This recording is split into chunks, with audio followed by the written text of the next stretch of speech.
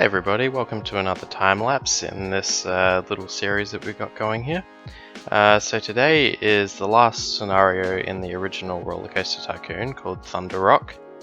To be honest, I kind of been putting it off for the last week or so because I really didn't know how I wanted to approach building this park. So as you might have picked up already, I'm a bit of a sucker for realism, so I wasn't too keen on building all of the rides on top of the big rock there, even though that was going to be the most convenient place to put all the rides, just because it was kind of flat and there was enough space to get something going. But what I really wanted to try and do was utilize all the space around the rock instead, because I just thought that was, a bit more sensible and probably the more realistic of the two scenarios. So that's what I ended up doing. So the first thing I did was build a coaster kind of just out the front here of the park. It turned out alright actually. I'm not too unhappy with how it looks. It was quite tricky finding a place to, there was enough space there to turn it around the first time, but getting it back to the station, I kind of had to build it quite far around the rock to get back, and I also had to keep in mind that I still needed space for a pathway to continue around the perimeter of the rock. So that was quite a challenge. I had to do a couple iterations of it before I actually did the recording, but yeah, it turned out alright in the end. So yeah, the main rules I set myself were that initially I didn't want to do any tunneling into the rock at all. Again, just a realism thing, but it turned out to be way easier if I just allowed myself to go into the rock on a couple occasions. So I kind of just, with this coaster here for example, it makes a few tunnels in and out of the rock, which I wanted to avoid to start with, but it just looked a whole lot better if I allowed myself to do that. So yeah, the first junior these are two steel mini coasters, the same as the junior coaster in the newer versions of the game. But the first one I just left the little ladybug trains on there, but the second one I've used the spinning cars, which are kind of cool actually. They've really grown on me lately. So there's another coaster of that type. Yeah, I had a lot of fun with the second coaster actually. I think there's a few cool little elements that I managed to squeeze in there. So yeah, so we're just so there's that one going there. I forgot what I named it. I think it was like Desert Cave Adventure or something, which I thought was pretty cool. I was trying to go for a little, I don't know, some sort of little adventure ride, hence the kind of green and yellow track. I thought that was kind of, adventure-y, but whatever.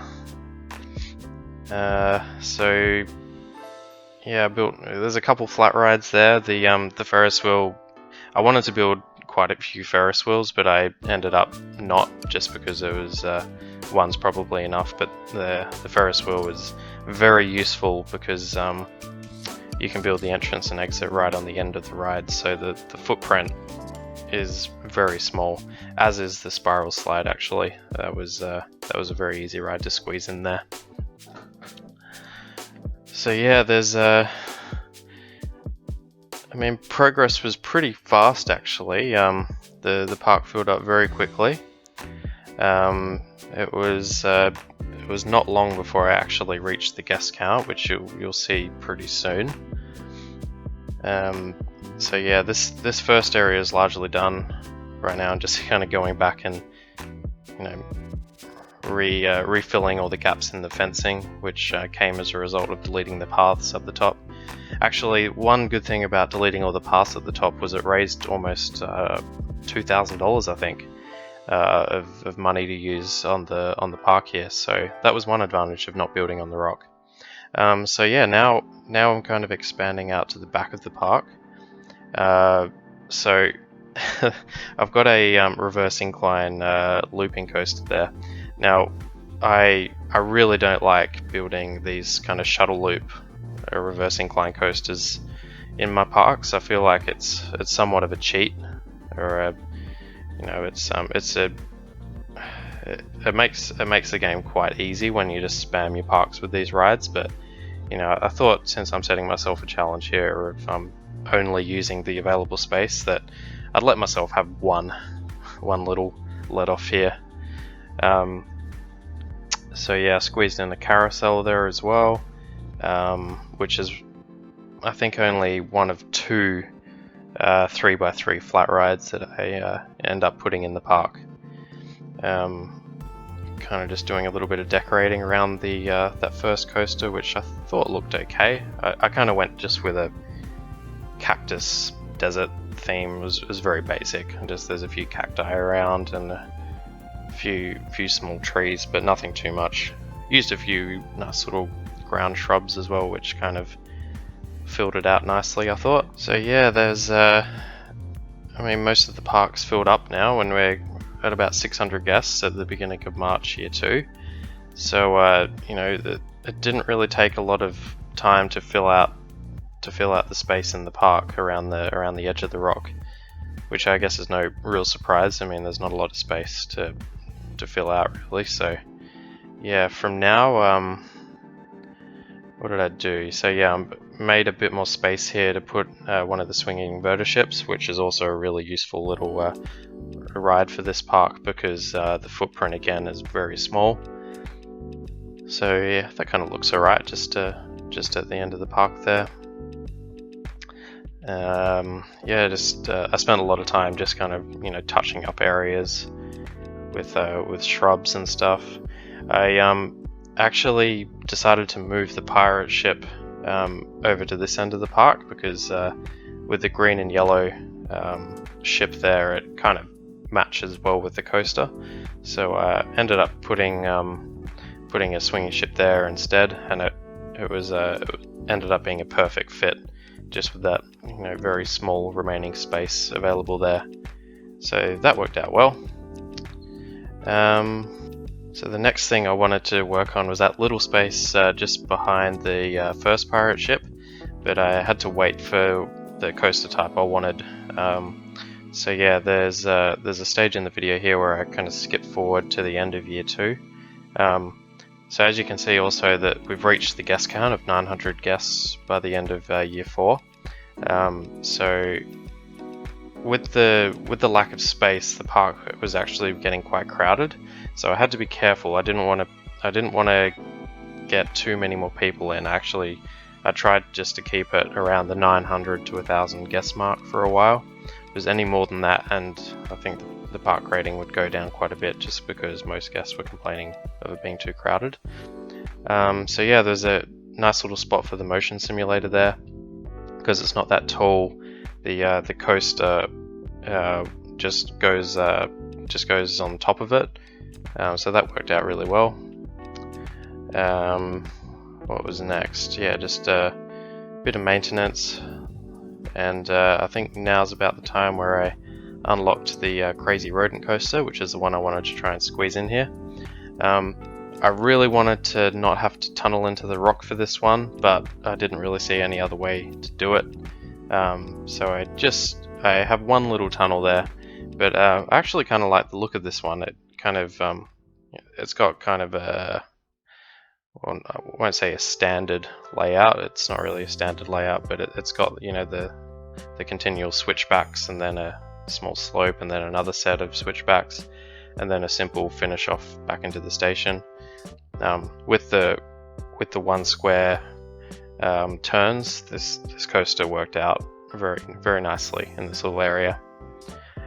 So yeah, I just go back and add some little wooden fences around to make it kind of look nice and, I don't know, westerny. Put a few terrain patches there. Now I noticed here that the guest count was actually kind of dwindling. Most guests were actually just were leaving because they were running out of money. Now in this scenario, the guests are actually quite poor. They only come in with between $40 to $70. So most of the coasters I charge, I think it was $4 to $5. So some of the guests with $40 when they come in, some of them are only spending 25 minutes in the park literally and spending all their money. So I needed to bump up the advertising campaigns to get back up to the 900 mark, just to give myself make sure I didn't blow the scenario. So yeah, that's pretty much the last ride in the park actually. I think a lot of this final bit of the video is just a bit of maintenance. I skipped forward quite a few months. You'll probably notice if you keep track of the date here, but I'm fast forwarding the time lapse quite dramatically here, just because the park is mostly done. It was just a case of maintaining that guest count. A few things that I really would like to point out is a good way to keep the paths from being too crowded is putting these little I don't know what you even call it, but not just having a single path around, like having a few little areas where there was I'm really struggling to find the right term here, but almost like a horizontal loop or a little alternate path in some of the areas, because it can really help spread the guests out. Actually, where I put this top spin or Gravitron ride, I put a little path with a little that just goes underneath the Gravitron. I put a couple food stands there too, so the aim was to get all of the guests, well, some of the guests that ate food, to go and sit in that area and just take a few people off the main path. I also tried to make the queue lines as long as I possibly could, just to get people off that path as well. But yeah, I think that's pretty much it actually. So yeah, just fast forwarding frantically through to the end of October Year 4. Yeah, the last couple of years was all about just park maintenance and making sure it didn't get too crowded.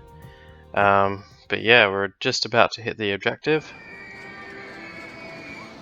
And there we go. So yeah, so I think that's maybe the third or fourth time in my life where I've finished all the RollerCoaster Tycoon original scenarios. The COVID-19 was a good excuse to relive some happy childhood memories and go through the list again. It was a lot of fun actually. Happy days. So yeah, this is a overlook of the park. Pretty happy with how it looks actually. Some pretty reasonable scenery in there. I'm really happy with squeezing the 4 roller coasters in, including the 2 steel mini coasters, the reverse incline looping coaster, and the wooden crazy rodent coaster. So yeah, thanks a lot for watching. Hope you all enjoyed the video. If you like the video, feel free to subscribe and stick around for some more RollerCoaster Tycoon content coming up. Thank you very much. Cheers.